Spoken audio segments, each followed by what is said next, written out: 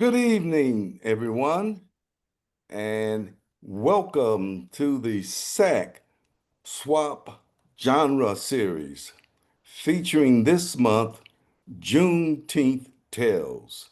Thank you for joining us. We have a great lineup of storytellers for you this evening, and just want you to know that without further ado, we want to get right into it. I think most of you know what Juneteenth is all about.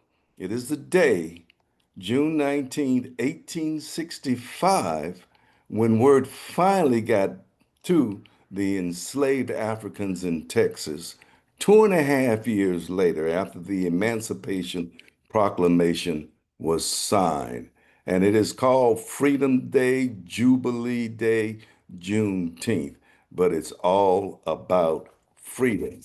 And I believe some of the tales that you're going to hear this evening touch upon that subject and give you information and sometimes personal and historical experiences about these individuals and their Juneteenth experience. So we're going to start off with Brother Anthony Michael Jeffries, also known as AJ. AJ is a storyteller. He's also a surfer. He once upon a time he surfed. I see him looking a little askant.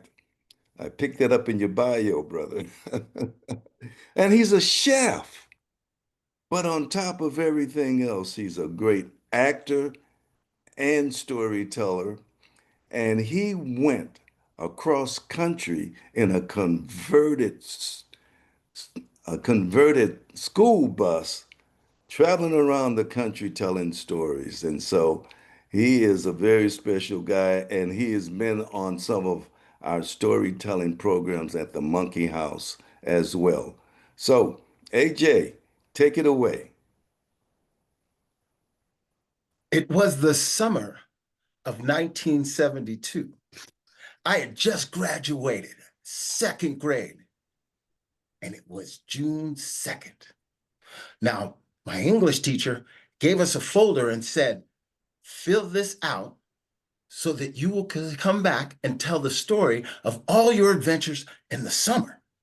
Well, we had never had that assignment before. And when I took it home and showed it to my mom and dad, my dad got that look in his eye. Well, we're originally from Hermosa Beach, California. Well, at least that's what I say. But my people come from Harrisburg, Pennsylvania. Well, my mom's parents were dead, but my dad's parents were still alive. And he said, boy, that's what we're going to do. We're going to send you back east so you can meet grandpa and your grandmother. I didn't know nothing from nothing. I mean, Pennsylvania, that seemed like all the way over. It was all the way over on the other side of the country. Now imagine, it's 1972. I'm a surfer and I'm getting ready to graduate from junior lifeguard school so I can actually go out with all the big guys. But my dad and my mom are having troubles. So they thought it would be a great time for me to go back east and meet my parents, really. So there I was. The day had come. It was a Saturday morning. My hair was out to here, and the music that was playing, well, it was all about saying it loud because we were Black and we were proud.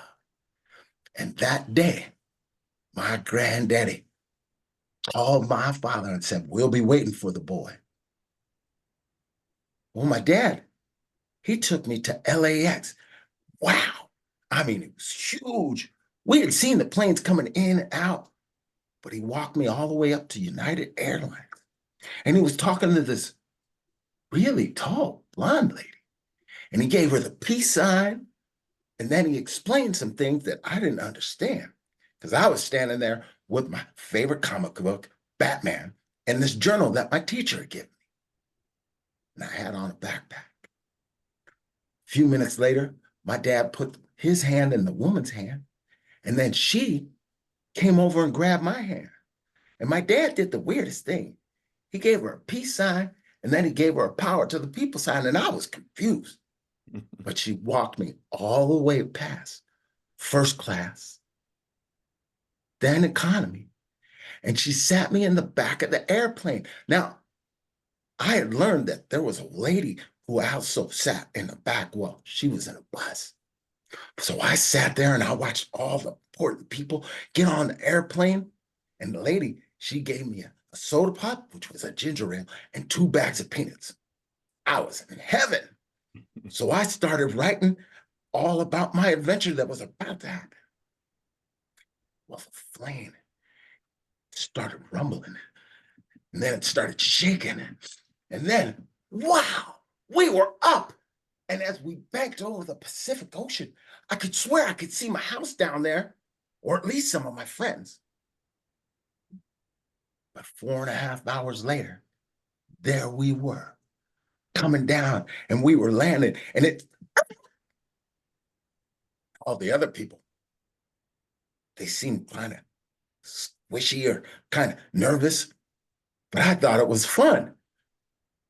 When I got off the plane, there was a captain and the blonde lady, and the captain reached into his pocket and he said, "Here you go, young fella."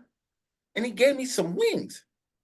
I had never seen those kind of wings before. I mean, my favorite, team was the Steelers, and our rival was the Philadelphia Eagles, and they had wings. So I really didn't like it, but I thought it was cool that he gave me something.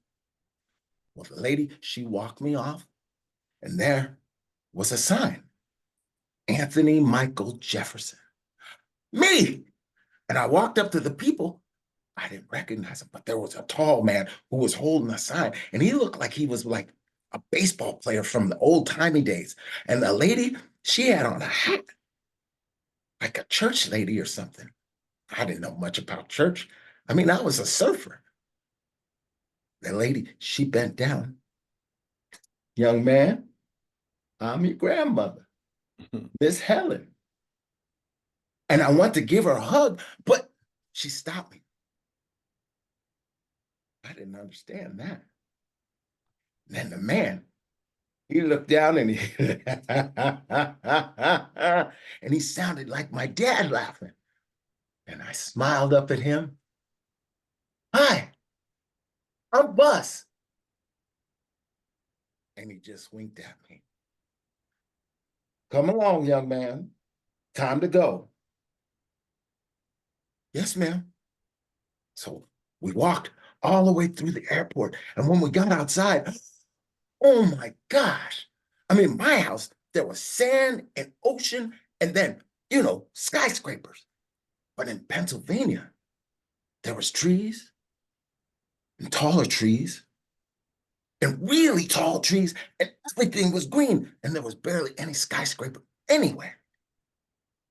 Well, Granddad, he kept eyeing me through the rear view mirror like my dad did. "Boy, you hungry?"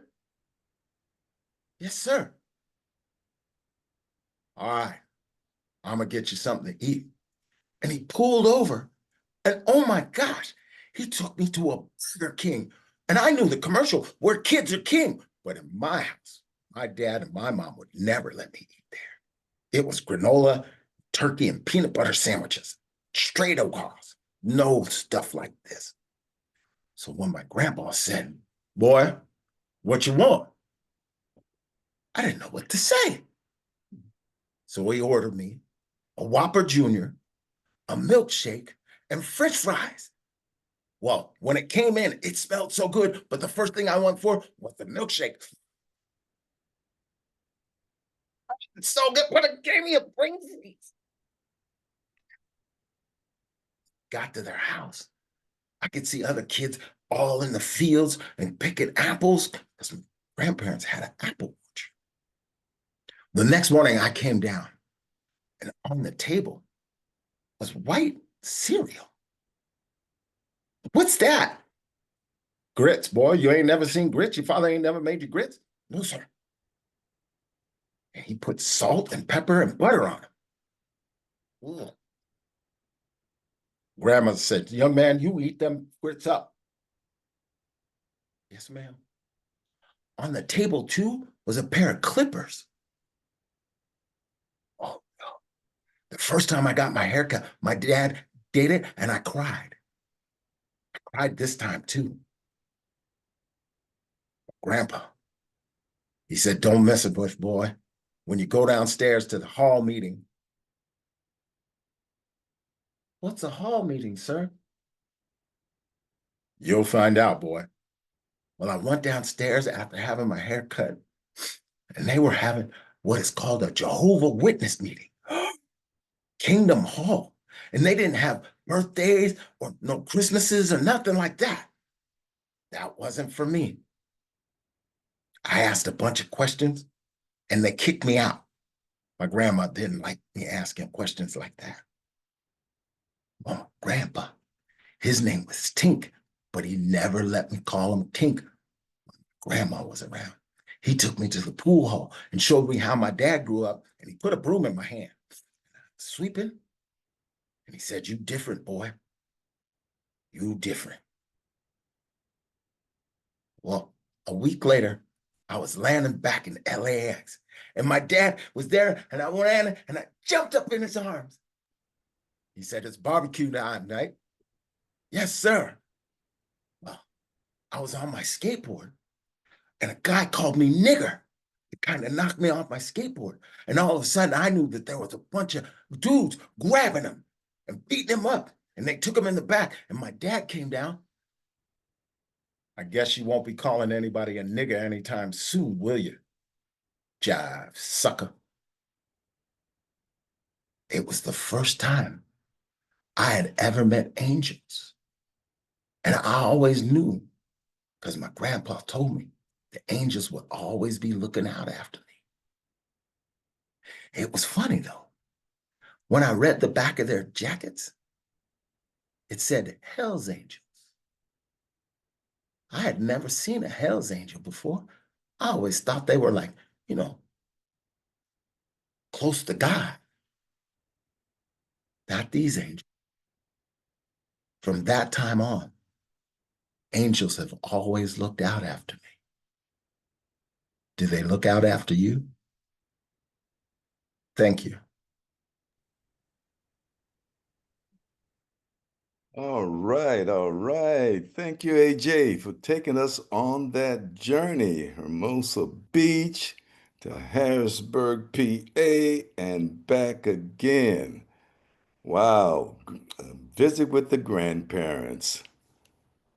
Thank you, brother. Thank you, thank you, thank you. Okay, our next storyteller is Gloria Jones. And Gloria Jones is with the Storytellers Guild of Sacramento. And Gloria is a retired school teacher. She's a wife, she's a mother, and a doting grandmother. Gloria, would you please turn on your video screen so we can see you? Sorry. Okay. My story is called The Chasm. It takes place in a tiny little town in somewhere in Virginia around 1959. And it was a Friday. It was a Friday morning in a school in the segregated school system. And all the children were really excited because on Friday, their teacher, Mrs. Brown, would give them homemade chocolate chip cookies. And that was worth being good and sitting up straight and listening for. Now, add to that, they were kind of relieved and happy that they had arrived at a chasm in their English book. Now, chasm was one of their new words. It meant a void or a breach. Mrs. Brown loved words. So they had learned last week about void and what that meant, and about breach, what that meant. So they understood the idea of a chasm. But today they were more excited about the chocolate chip cookies. Now, this was a time in Virginia or in our nation when the powerful waters of the civil rights movement would soon burst through the dam of legalized segregation, at least on the parchments and papers of our nation's capital. Of course, the children now, in their innocent bliss, received their cookies, and they listened to Miss Brown explain that during the next week, they would tackle the chapter that had been ripped from the books in their English book. And although most of the kids were too deeply into the cookies to really listen or to care, some of her more astute students stopped chewing just long enough to ask, well, what we have to do those chapters? Which, since it wasn't there, well, we thought that we wouldn't have to do it. So they kind of felt like some impending academic toil was coming their way, and they weren't real happy about that because they figured they could just, since the pages weren't there, they could just forget about it and go on with what else was on the other side of the chasm. Now, some of them asked, how come, Miss Brown? Since the chapter isn't there, we thought we wouldn't have English class next week at all. And this was one of her best students, and the student was kind of woeful about it. So Miss Brown looked pretty thoughtful for a minute, and then she answered. She answered them with a question. She said, why do you think that chapter is missing in your books? Now, various answers came forth from the full mouths of second graders. They're all trying to chew and talk at the same time. So Henry raises his hand and he has the answer to it. He says, I think it's missing because it's not important. And with that P, he spit out at least, I don't know, half a dozen crumbs across 3 desks, but the other kids didn't really mind that much. So another girl, Susie, said, well, I know why. It's probably because it's too hard. That's why. So we probably shouldn't worry about it. Mrs. Brown considered their answers and she thought about them for a minute. And then she put forth another question.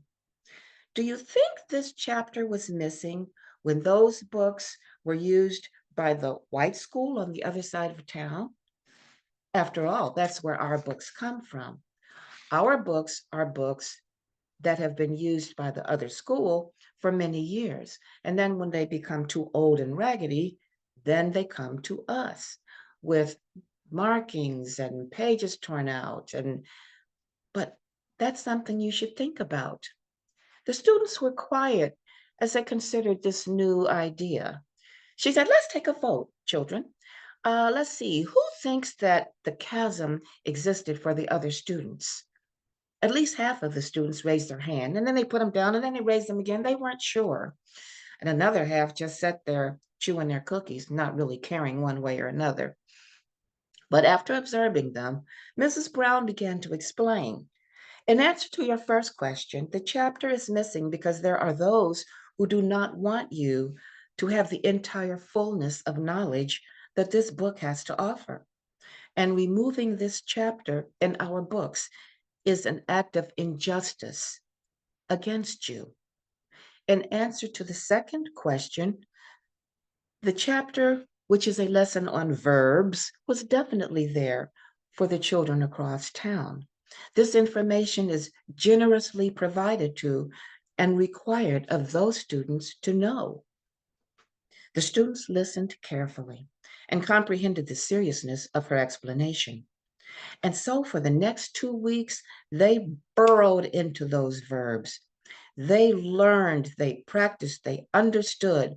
They went over and over the lessons Miss Brown had designed, learning about verbs with particular care. At the end of the lesson, she wrote a special sentence on the board. That sentence was the Pledge of Allegiance.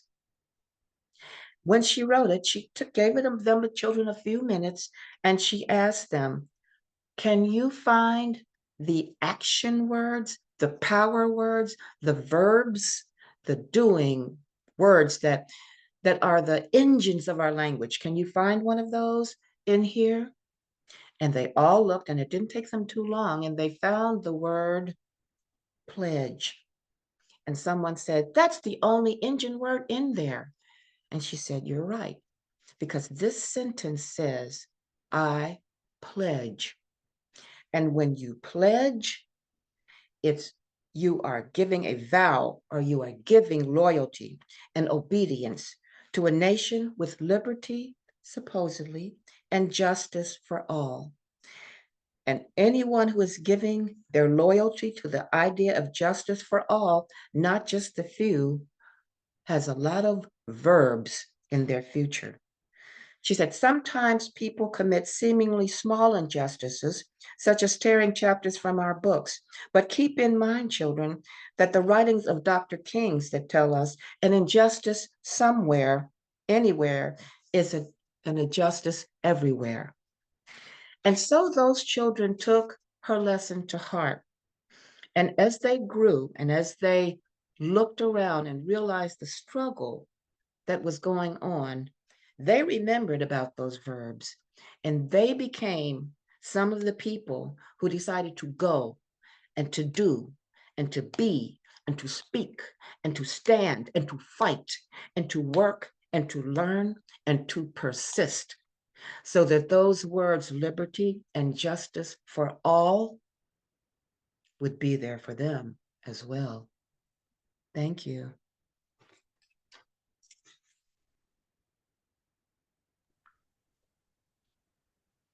Thank you, thank you, thank you for that wonderful reminiscence of your school days. And it's just amazing how the more things change, the more they stay the same. We have come back full circle.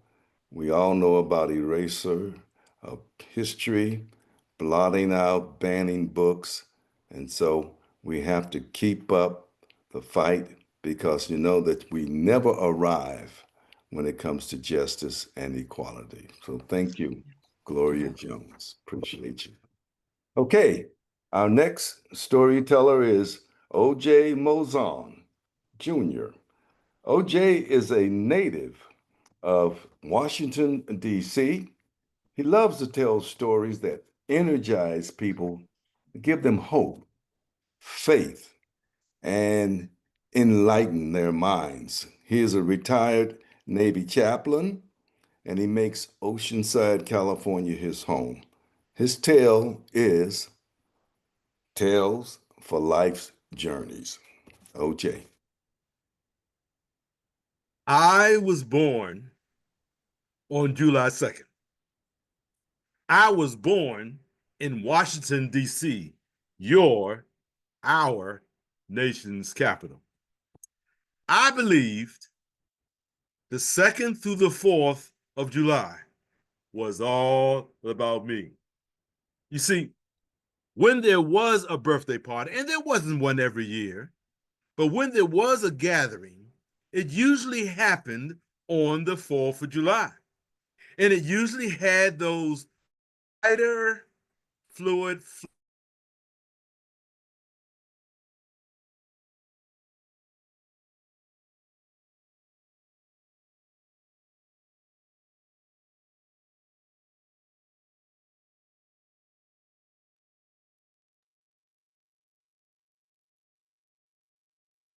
OJ is frozen there.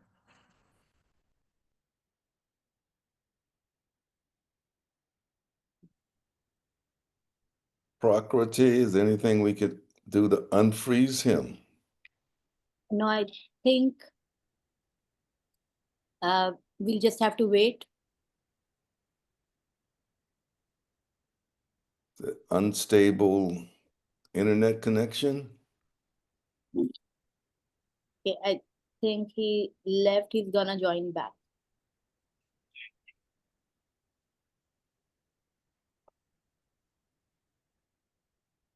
Why don't we wait a minute and then just go to the next guy? Next Yes. one, yeah. If he doesn't come in the next 30 seconds will go on to Camille. So Camille, get yourself ready.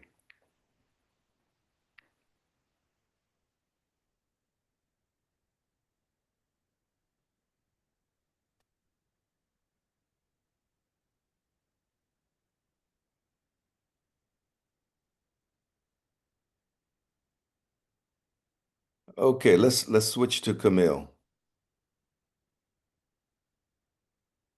Okay. And hopefully OJ will get back in touch with us later on. The show goes on.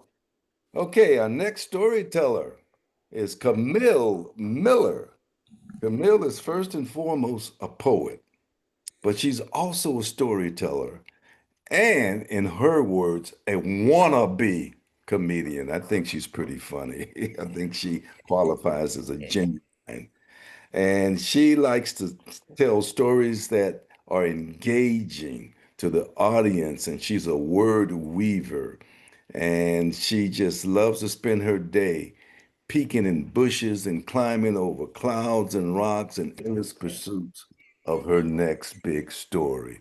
So we want to hear your next story, Camille Miller. My great, great, great grandmother Charlotte lived a long, long time ago, and her story was passed down to me through my generations. She lived in a world that denied her of her name, her dignity, and even her humanity. And this is her journey of freedom. Now, Charlotte was 5'1", which means she's a little bit shorter than me, and she had chocolate brown skin, eyes the size of buttons, and full lips that spread across her face when she smiled. But she didn't smile too often, because she too often found herself in a field in the middle of Galveston, Texas. Now, that sun in Texas is sweltering hot, and the humidity is high. And Charlotte said that she often felt like she was being dangled over a pot of boiling water. It had been beaten into her that she'd be in that field forever. Her grandfather was in that field. Her mother was born in that field. And she was in that field. She didn't think that she would ever see freedom. And what was she doing there? Picking cotton. Now, picking cotton is hard, hard work. You have to watch out for the boils because it'll prick your skin and make it bleed or even cause infection. And because the sun was so hot, the sweat would pour out of her body like rivers of water, causing her clothes to stain and to smell. And in the early days, when the sweat would fall down over her eyes, it was almost blinding her. But after just a few months, her hand would move automatic-like from the cotton plant to the burlap bag that she had slung over her shoulder. Charlotte had a vivid imagination. Her body was in that field, but her mind was somewhere else entirely. When she'd see the wiry-haired overseers drive onto the plantation with carriages full of new and young slaves, in her mind, she would sneak up behind the overseers, snatch that whip right out of their hands, lasso the young slaves back into the carriages, and ride off into the other side of the ocean, never to be seen again. And other times, her imagination would pick her up and place her down smack dab in the middle of the big house. And there she'd be, all dressed up like the missus in a long dress with buttons down the center and a soft collar. And on her feet would be leather shoes that would come up just above the ankle. She'd sit down on that cushioned couch and pour herself some spiced tea, one of those dainty cups, with her black pinky fingers sticking out, refusing to join the other fingers. And then at night, she would sleep in a bed with sheets and a room with walls that would protect her from the bugs and the rats and the nightly visits from the master. But her favorite place to visit in her imagination was Santa Fe, Texas. Now, many of you already know that Santa Fe, Texas is the oldest capital in the United States. And she had heard tale from the other slaves that there were buildings where you could walk in, pick out the food that you wanted to eat, and somebody else will cook it and bring it out to you. Well, she imagined herself riding on a horse that she named Freedom, bouncing up and down in the saddle, hands in the air. And when she got to Santa Fe, she would burst through those batwing doors and order herself some collard greens, some hoe cakes, and some juicy meat from a cow. But she was often snapped back into reality by the snap of the master's whip. Get back to work, you dirty black beast. Yes, sir, master. Yes, sir, master, she'd cry, just to keep from being beaten again. Charlotte thought that she was stuck in that field, and to her it looked like dirt, smelled like decay, and it had the bitter taste of the death of her dreams and the dreams of her generations. But there is this one day, and Charlotte called it a mighty fine, glorious day. And on that day, she heard the footsteps of over 2,000 federal soldiers march into town. And that was over half the population. And most of them are black, just like her. They looked majestic, all dressed up in those military uniforms. There were black men and white men marching side by side, and there really didn't seem to be much difference between them. And as the crowd gathered, a white man named Major General Gordon Granger climbed up onto the balcony and waved his hand to quiet the crowd.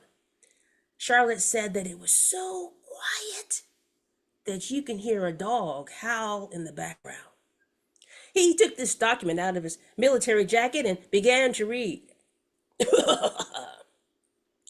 According to Abraham Lincoln's Emancipation Proclamation of 1863, all slaves are free. 1863? Charlotte thought. It's 1865 now. Today is June 19th, 1865. For 2.5 years, she was living and working and thinking like a slave. Freedom came late, but it was better than not coming at all. Her body began to tingle and her heart was beating just as fast as a locomotive coming down the track. Uncontrollable tears fell from her eyes when she realized that she wasn't a slave anymore. That was the day she stood up straight. She and the other slaves, or should I say former slaves, were jumping up and down, and there were shouts of hallelujah, hallelujah, hallelujah. They were dancing and hugging one another. It was a time of celebration. It was a time of acclamation. It was a time of jubilation. Charlotte didn't have to pretend to ride on a horse named Freedom anymore. She was free. One moment, she was a slave. And the next moment, she was a human being. Now, I wasn't there, but her blood runs through my veins. And I believe that I can almost hear her say, I'm free. I'm free, y'all. June 19th, 1865. My chains fell off, and I'm free. Oh, freedom. Oh, freedom. Oh, freedom over me. And before I'll be a slave, I'll be buried in my grave and go home to my Lord and be free.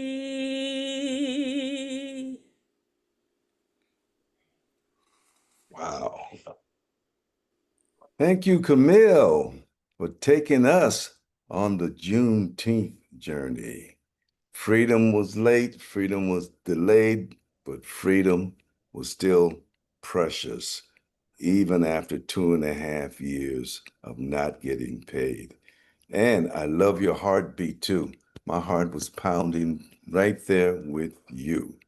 Thank you for just channeling your great aunt and her thoughts. Beautiful story. Beautiful story. Okay, brother OJ, are you back? I am back. All right. Well, why don't you take it from the top? All right. We don't know where you were. Okay. I know where I was. I was born on July 2nd in Washington, D.C., our nation's capital. And I always felt that from July 2nd to July 4th was all about me. Because, you see, if there was going to be a birthday party, if there was going to be some kind of gathering, it was going to be on the 4th of July because everybody was off work. It would be one of those backyard barbecues with that lighter fluid flavored hot dog and hamburgers and some chips and some sodas. And of course, afterwards, there would be the fireworks. I mean, reality, we would start the fireworks from the 1st of July on. They were those illegal ones like the firecrackers and the cherry bombs and the ash cans. Yeah, but you can just walk right into Maryland, right across the street, and buy them and bring them back into DC. Well, and sometimes, not every time, we would go down to the corner and get on the J6 Federal Triangle DC Transit bus and go downtown to see the National Fireworks Display. Woo! That was something. That was something. Those fireworks exploding up over the white dome of the Capitol and above the finger of the Washington Monument exploding and just the music playing.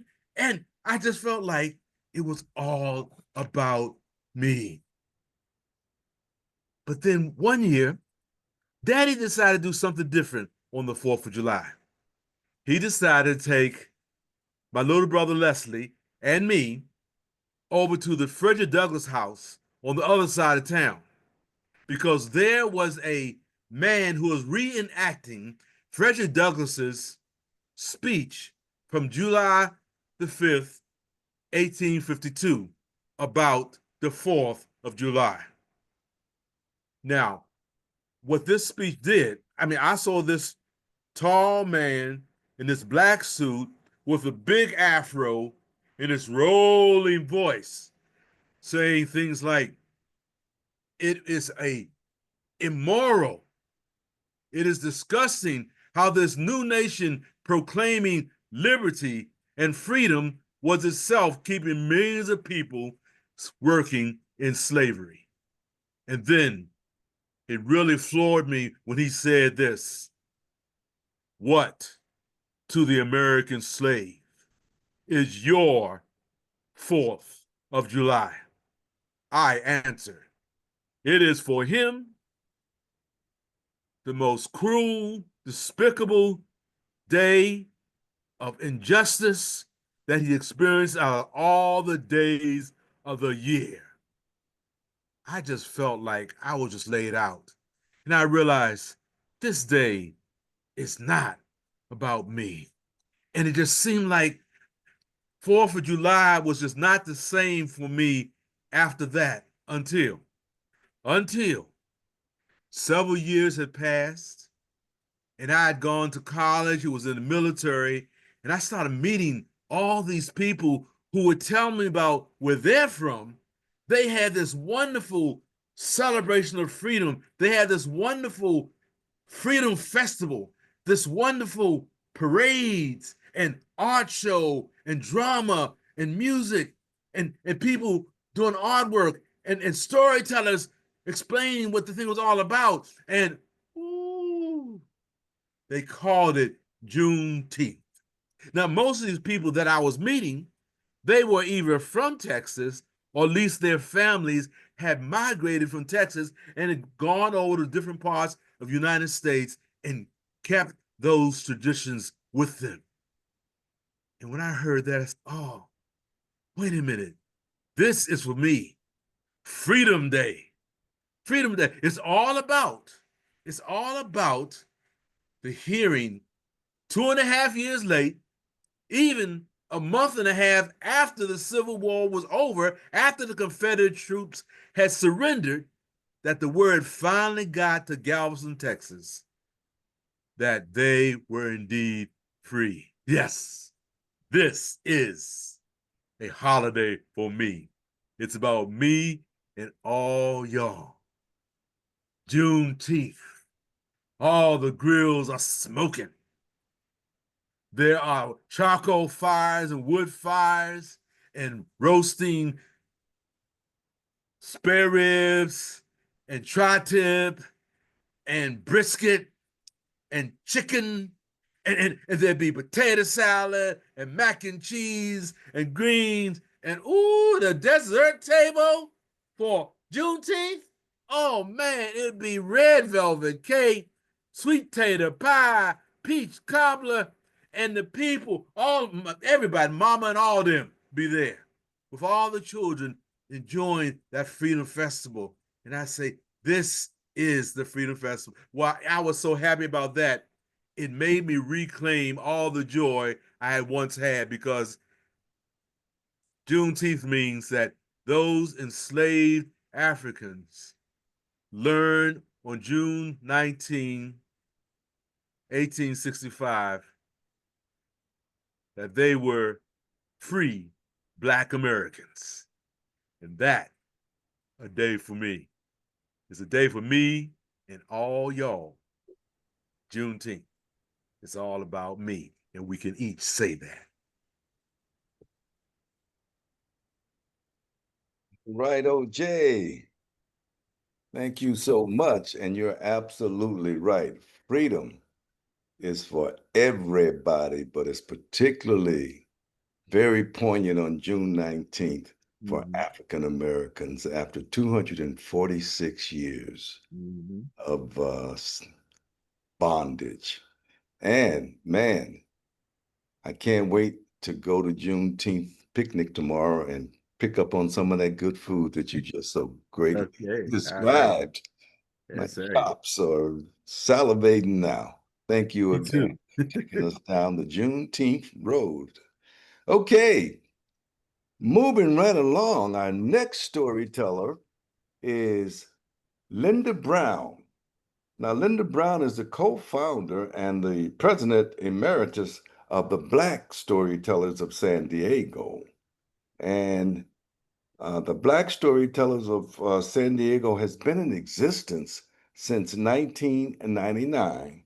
They are a small but a mighty organization whose mission is to continue to teach and entertain all who they meet about Black history.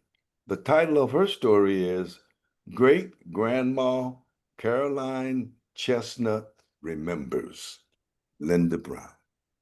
Hello, everyone. And Caroline Chestnut is actually my great-grandmother. My great-grandmother Caroline sat on the porch in her rocking chair watching the Juneteenth parade, taking in the sight of all those people celebrating the Emancipation Proclamation that had been signed so many years ago. She remembered the days of her being enslaved. She remembered her mother holding her close and talking to her in their native language because she wanted her to never forget who she was and where she had come from. She also remembered her mother grabbing her by the hand late one night and running from the plantation kitchen to meet with others who had heard the owl hoot 3 times, which meant Harriet Tubman was somewhere close by. Before they left the area where they met, Harriet told them, "If you hear the dogs, keep going. If you see the torches in the woods, keep going. If there's shouting after you, keep going. Don't ever stop. Keep going. If you want a taste of freedom, keep going." Through many rough patches, great-grandmother and her mother and many others kept going until they finally reached the North and freedom. They weren't completely free, but the living was much better than being enslaved. Great-grandmother Caroline's eyes caught the bright-colored uniforms that the bands were wearing as they marched on by, and the sound of the drums and the cymbals brought her back to the here and now. But it wasn't easy to stay in the present with all that was going on, because she kept thinking about all of the laws that had been put into place to keep her and her people from being accepted as equals. The Jim Crow laws that were written to make sure she and others who looked like her did not use the same facilities as the whites. They couldn't even drink from the same water fountain. Things were supposed to be separate but equal. Yes, they were separate, but in no way equal.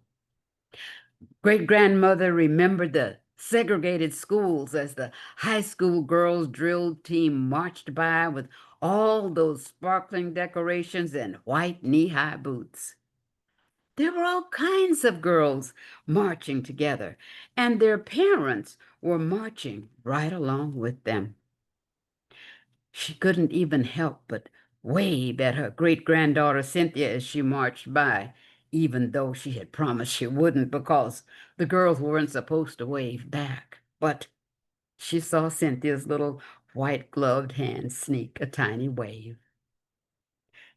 Great-grandmother Caroline began to think about being able to safely sit on that very porch.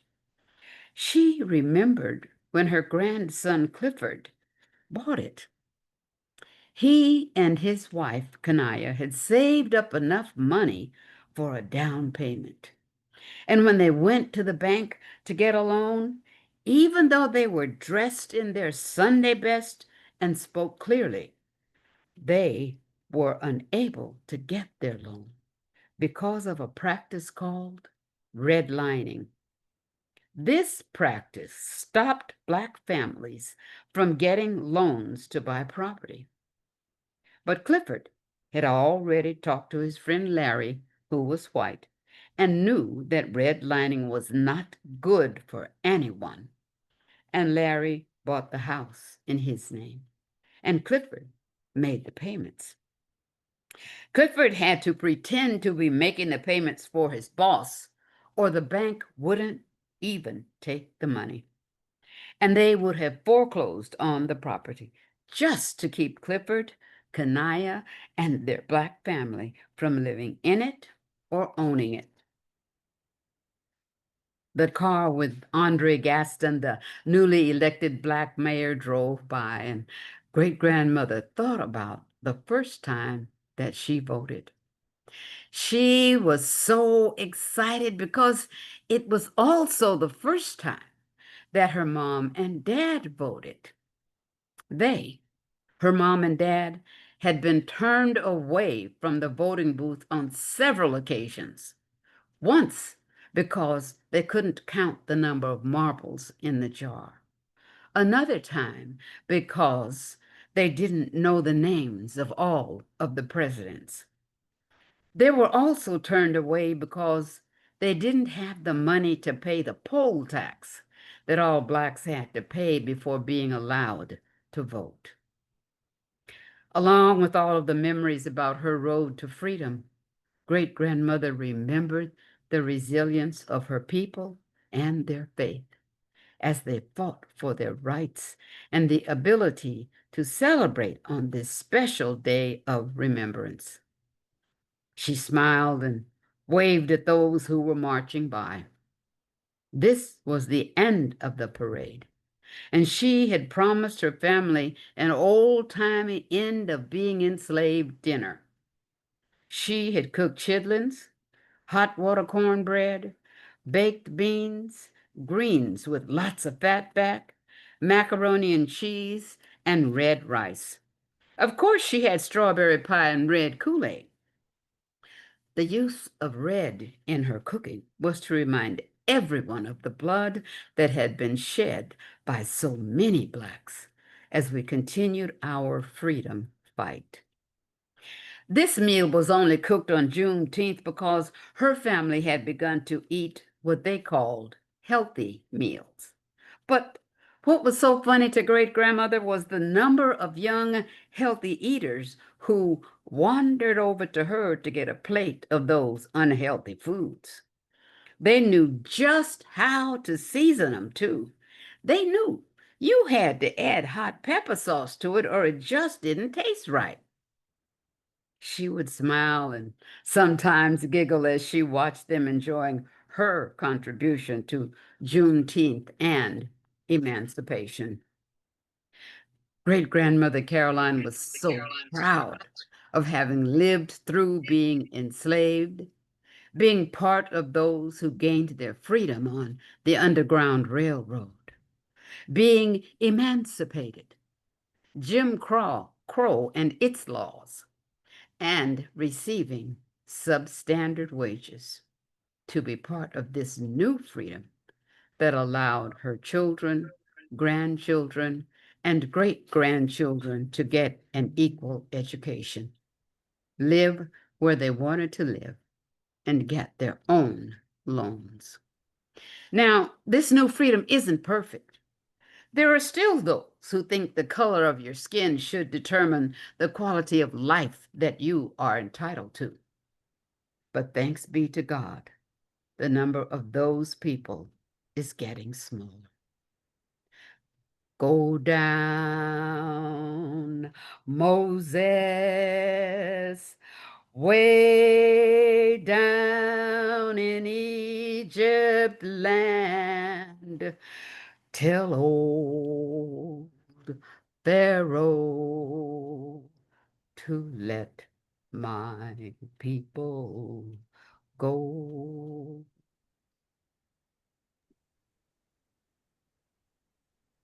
Ooh, that's what happened. Thank you, Linda. Wonderful. And such a great way to honor your great grandmother. And it just reminds us how important it is to remember those who came before us and to dredge up those stories that we have hidden in our hearts and in our minds, because we know people, we have known people who have lived through history, and we are living through history now. So it's very important, since many of us are elders, to communicate with those younger folks uh, Yes. about our history and what we have been through and how we've made progress. But there's also regress, and we have to always be vigilant. So thank you again, Linda Brown. Thank you. Okay. Moving right along, our next storyteller is Dr. Almina Mozan. Dr. Mozan is a clinical psychologist, life and business empowerment coach, and she provides psychological services to help people align their life with their life purpose, so that they can be radiant individuals. Her story is, I almost ran. Dr. Mozan. Thank you. I almost ran. You see, somehow, even though my body wasn't coming back from Terrace Hospital,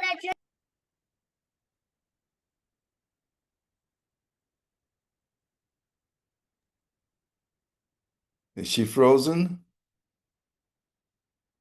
I think Okay, we have I the same. think let's move to Wayne, maybe. Okay, all right. We'll move to Wayne and then we'll try to get her on a stable platform and come up with her. Okay, Wayne. Can we get Wayne in the picture? I hope Wayne didn't wander off. Nope. Oh, there we are. Okay, always ready. Okay. Well, All hold right, on a our second. next. I need to turn off some white noise. Be right Oh, back. go right ahead and I'll introduce you. Wayne Harris is a actor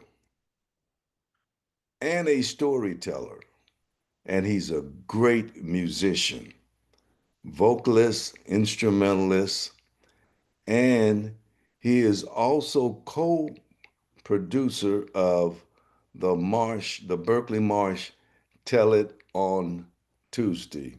He's a storyteller, he's also an instructor, and he is very, very busy in the Bay Area and beyond.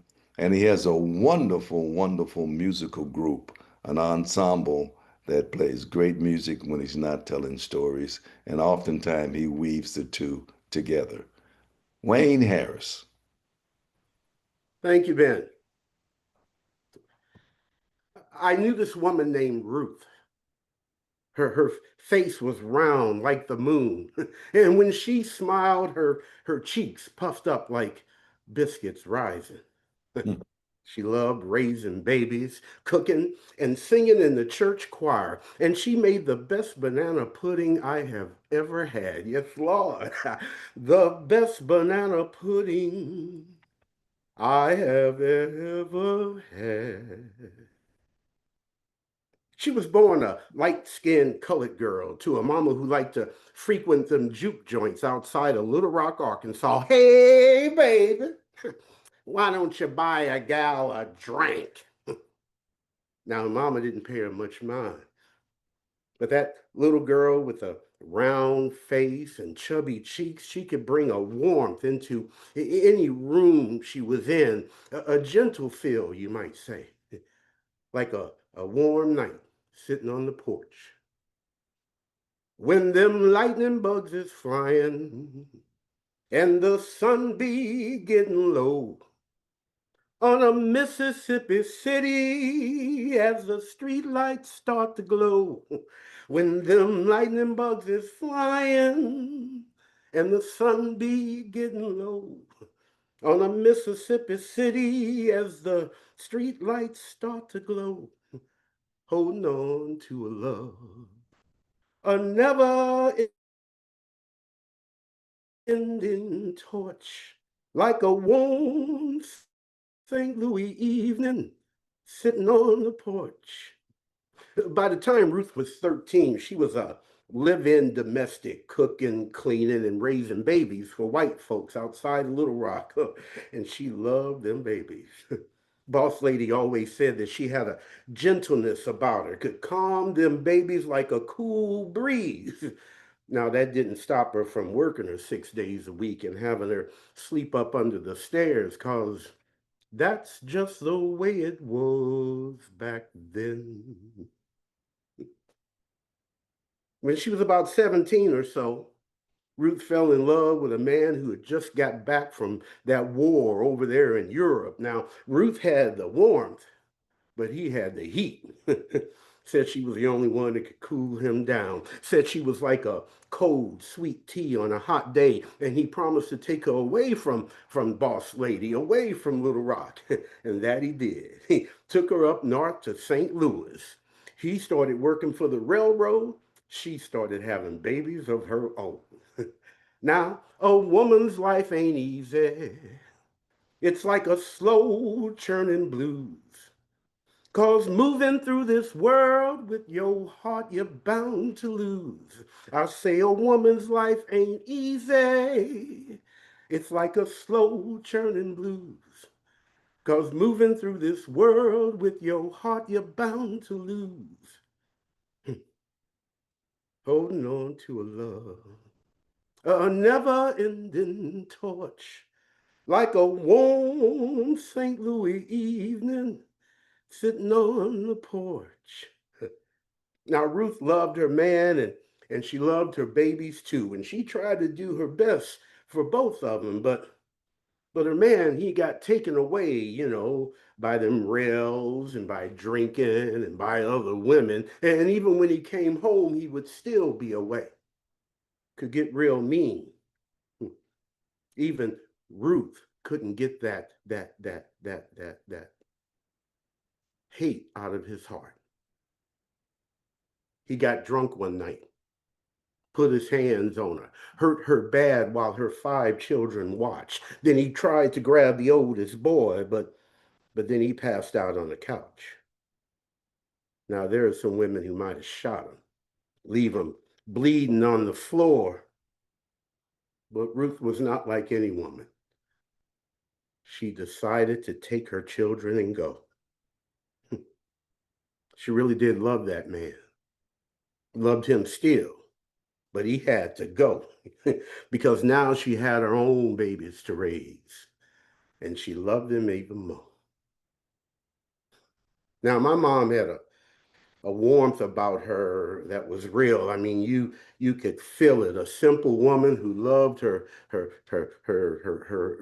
Jesus, her church, her kids, everyone unconditionally. Now, my daddy, well, that was a different story. You see, my daddy was a dining room porter on the Missouri Pacific Railroad. The nature of his job required that he be away often. The nature of his drinking required that when he came back home, he would still be away, distant. He could get real mean. But he was a storyteller. He was the first person to ever tell me the story of John Henry. This is my daddy.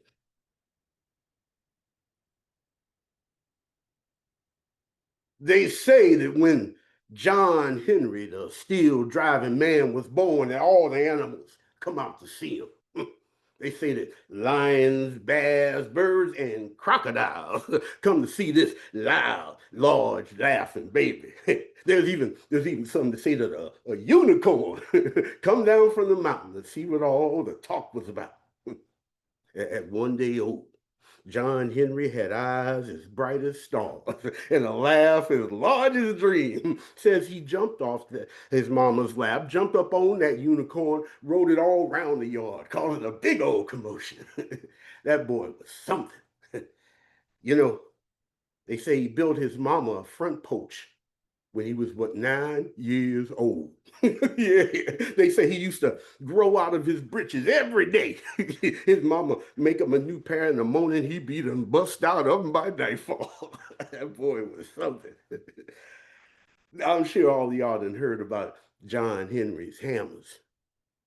Well, it was his daddy that gave him them the hammers, said you had to have something in your hand, to make your way through this world. Wasn't long after that, old John went out to be a part of that world. By then, he was a big old strong man child with muscles as large as hope and a laugh as big as thunder. And everywhere he went, every day, he tried to do one good thing. One good thing. And the people loved him for it. When I was 5 years old, I had polio. When I tell this story to 4th graders, I tell them about how scary it was back then, how children would get this disease, and that I actually was quite lucky. There were children that ended up in iron lungs and even death, and I ended up with a short leg. My left leg is shorter than my right, and so at 3, 4 years old, I was wearing a brace. Now, because I was 3 or 4 years old, I was trying to keep up with my big brother Junior and all of the other kids. So I'd be running after him and I'd be tripping and falling. And I kept breaking those braces. Well, after the second or third time, the doctor's looking at my mother and he goes, I got an idea. And his idea was a pair of these huge black rubber shoes. The left shoe having a higher heel. And I remember putting them on and they were really heavy, but I would still, be running and trying to catch up with the big kids. I'd be tripping and falling, but I could not break those shoes. Anyway, one day when I'm 5 years old, we are all sitting in the living room watching TV. My mother says to my big brother, Junior, go turn the light out in the bedroom. Well, Junior didn't want to go. We were watching Gunsmoke. So 5-year-old me, I jumps up and I says, Mama, I'll go turn the light out. I turn it out. And before anybody could stop me, I had run into the bedroom. So there I am, trying to reach the switch, but I can't, right? Because I'm short, I'm 5, but I'm a smart 5-year-old. So I decide to pull the electric cord out of the socket. Yeah, I'm pulling and pulling, but it won't come. But being this smart 5-year-old, I decide to pull the electric cord with my teeth. My big brother Junior says that he saw sparks coming out of my ears, and he claims that the shock actually straightened out my bad leg for a second. I don't remember any of that. I don't remember the shock. I don't remember the burns around my mouth. I don't remember the doctors telling my mother, if not for those shoes, he would not have made it. I don't remember any of that. What I do remember is running up and down the hallways of the hospital. I was the youngest person on the floor. The nurses were spoiling me. I could hang out at the nurses' station. I could go into other patients' room and eat their Jell-O. And every night, my father would come to my hospital room just before visiting hours were over. And he would bring in a pint of chocolate ice cream with 2 spoons. We would eat chocolate ice cream right out of the box, something my mother would never allow. We would eat chocolate ice cream, and he told me stories of John Henry. I don't remember all of them. Just this image in my mind of this huge black man with muscles bursting out of his shirt, he's swinging a hammer around.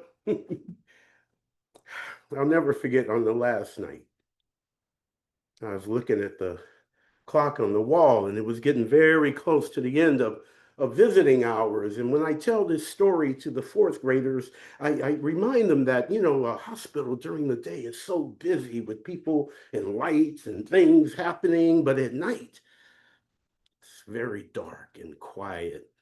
And there are strange noises coming from strange places. And the only light in my room was a sliver of light where the door was slightly ajar. I'm looking at the clock and I'm looking at the door, and just before visiting hours were over, my father came in with a pint of chocolate ice cream and 2 spoons. I didn't know it that evening, and maybe he didn't know it either, but it would be a while before I would see my father again. But this is the story he told me that night. They say that when John Henry died, that he had those 2 20-pound hammers in his hands. You see, old John had just raced a machine through a mountain. Now that mountain was as hard as hurt feelings. But John Henry had bet the work crew's pay on the fact that a man was better than any machine. And he beat that machine too. Oh yeah, old John had them hammers going in such a whirl. Woo! All you could see was wind and a rainbow. But when he got through to the other side, he just stood there with them hammers in his hands. He looking up at the sun and smiling. And then he fell over dead. Never will forget it. And everything got real quiet. It was like the whole world stopped to take a breath. Birds stopped chirping, wind stopped rustling the trees. There's folks that say they saw the moon crying, others swear they saw the sun shed a tear. But everybody that was there, they'll tell you that they heard that rainbow say in a low moan, it said, dying ain't important. Everybody does that. What matters is how you do your living. Well, I got to cut this story short here, but I'll never forget that before he left, my daddy sang to me right there in that hospital room. When John Henry was a little baby, sitting on his daddy's knee, he picked up a hammer and a little bit of steel. He said, this hammer's gonna be the death of me, Lord, Lord. This hammer's gonna be the death of me.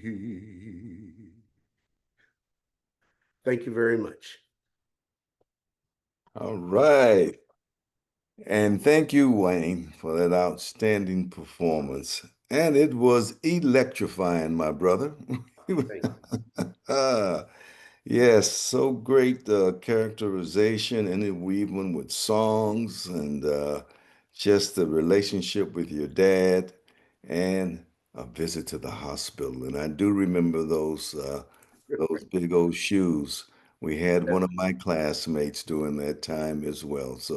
So glad you survived and made the journey, and you're here to tell the tale Absolutely. again. Okay. Thank you.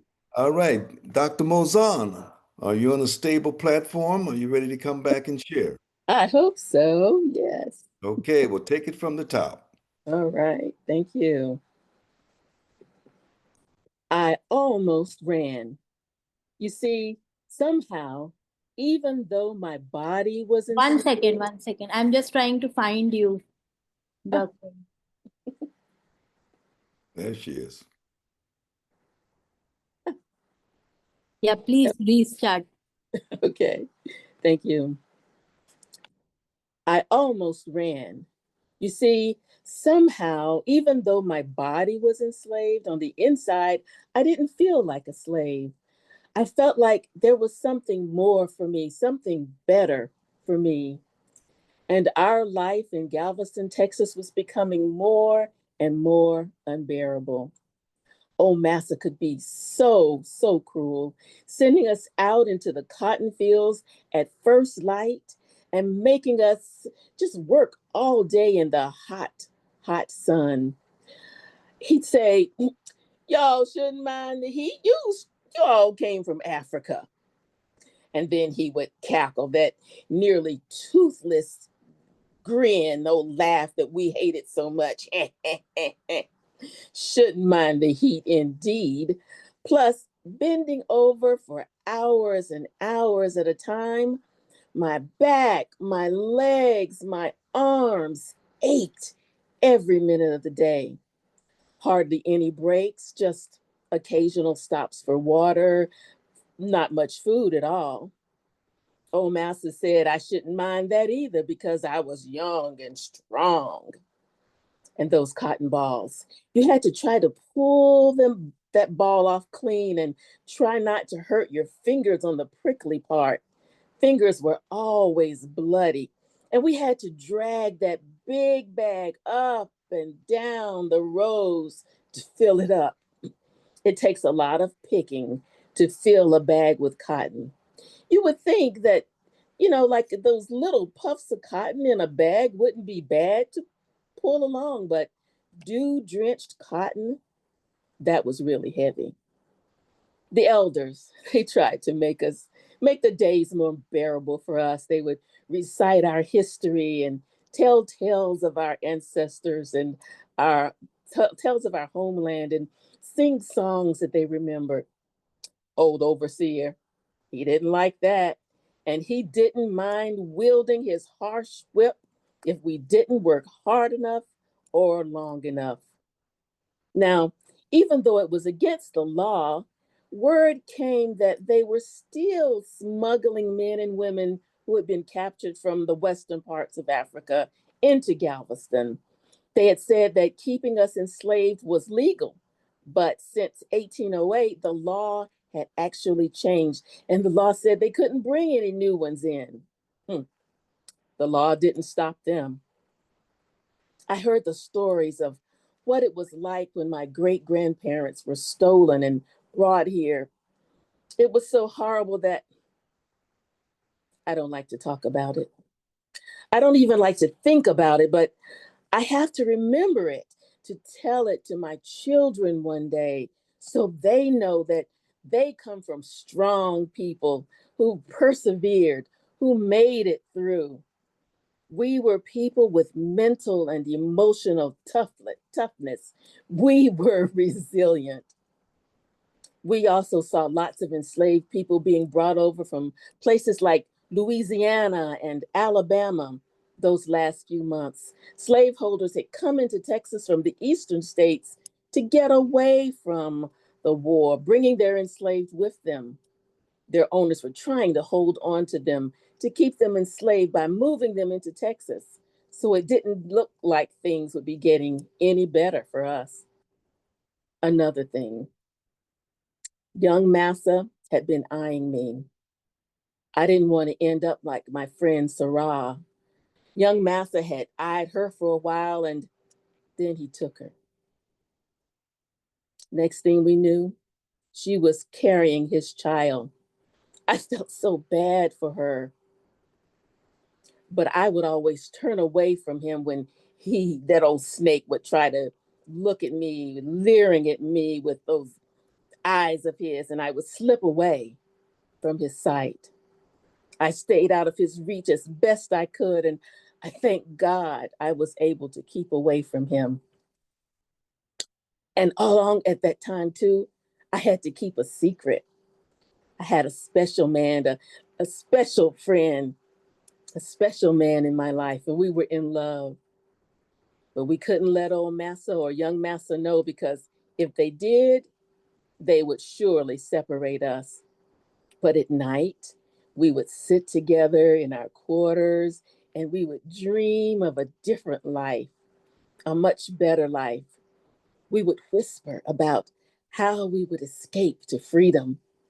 We had heard of some people who had done it and who had made it. So we gathered all the information we could and about how they had done it and where we would go and what route to take, where we could find help along the way. So we secretly stashed away supplies we would need. And then we watched the patterns of the overseers and the masses so we'd know when it was the best time to get away. We saw that Friday nights, all the white men would be drinking, drunk, and distracted. And that would be the best time to get away. So we listened for others who wanted to go too, and who would be going, and secretly we exchanged messages about our plans. We knew it was risky, but like old Master said, we were young and strong. And the stories of my people assured me that that blood that flowed through me was powerful. I would make it. We would make it. We had to make it. So Sunday, we were almost ready to run. Friday night was just 5 days away.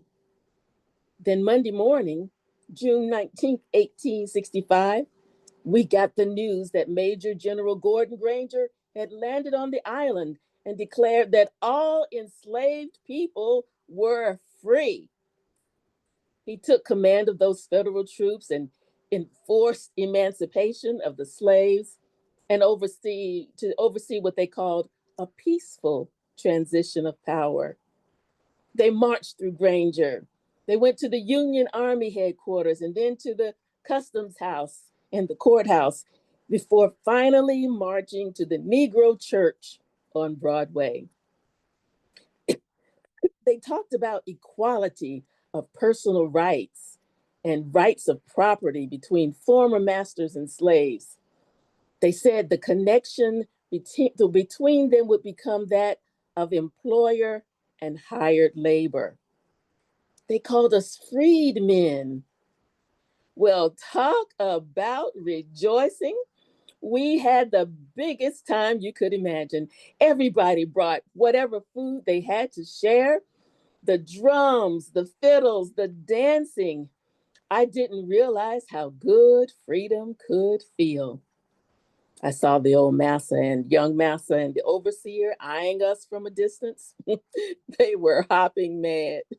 I did not care one bit. There was nothing they could do. We were free. The government people told us we should stay on the farms where we were and work for wages. There wouldn't be any idleness tolerated or no coming into the union camps. They must have been crazy thinking I would stay there.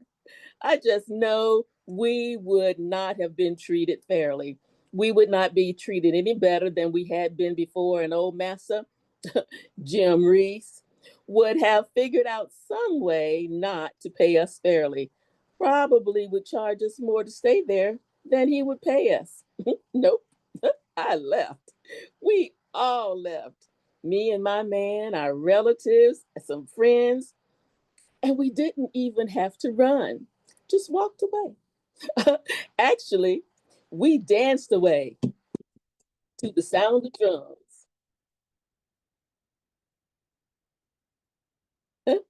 Oh, freedom, freedom. We shook the dust of that place off our feet. We set our faces toward California, about as far away from the South as we could get. To think, I almost ran, but instead, I danced away. And now I, Amelia Lizzie Lance, I am free. Oh, freedom. Oh, freedom. Oh, freedom over me. And before I'd be a slave, I'd be buried in my grave and go home to my Lord and be free. There'll be no more weeping, no more weeping, no more weeping over me. And before I be a slave, I'd be buried in my grave and go home to my Lord and be free. Oh, freedom. Oh, freedom. Oh, freedom. Freedom. I almost ran, but I didn't have to. Thank you. Thank you. Thank you, Almina. And thank you for bringing the joy of Juneteenth. And that's what it's all about. Out of all of that suffering, when that Emancipation Proclamation was read in Galveston, Texas, it was joy, joy, pure joy. Yes. And also, thank you for reminding us that the enslaved people were not a passive people.